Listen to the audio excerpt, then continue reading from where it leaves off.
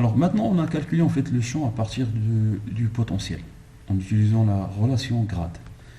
On va calculer encore une deuxième fois le champ, mais cette fois-ci à partir du théorème de Gauss en utilisant le flux. Alors ici, on va trouver que le champ sera égal à E2 de grand R, c'est-à-dire la sphère de rayon grand R est égale à quoi? Sera égal à Q sur 4pi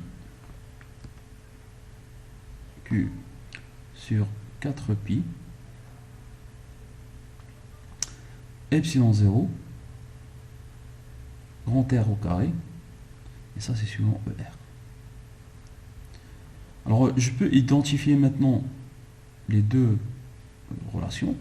Si on considère maintenant R c'est grand R, parce qu'on a défini en fait la sphère grand R, alors je vais identifier 1 et 2, ces deux résultats, et je vais obtenir en fait la charge totale Q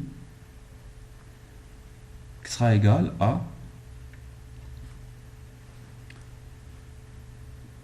Q exponentielle de moins grand R Q exponentielle de moins grand R sur A de AR sur A plus 1.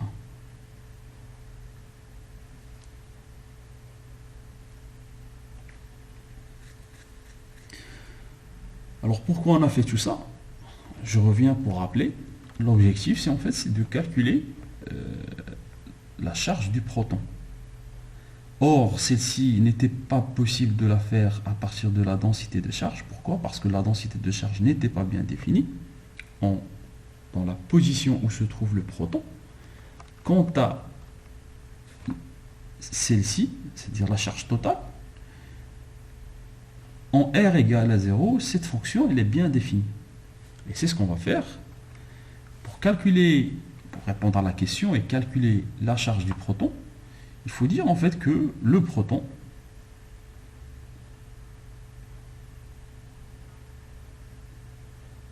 est situé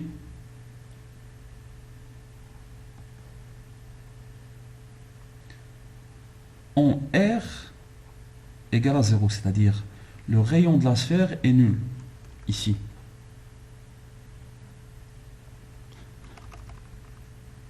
Donc, pour ce faire, c'est-à-dire la charge du proton, alors appelons-la Q proton,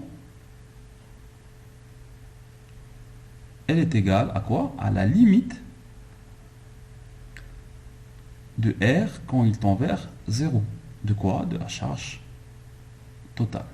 C'est-à-dire limite, quand grand R tend vers 0, de Q exponentielle moins R sur A, R sur A plus 1.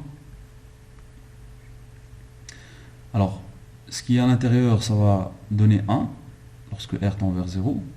Exponentielle de moins R sur A, ça va donner aussi 1.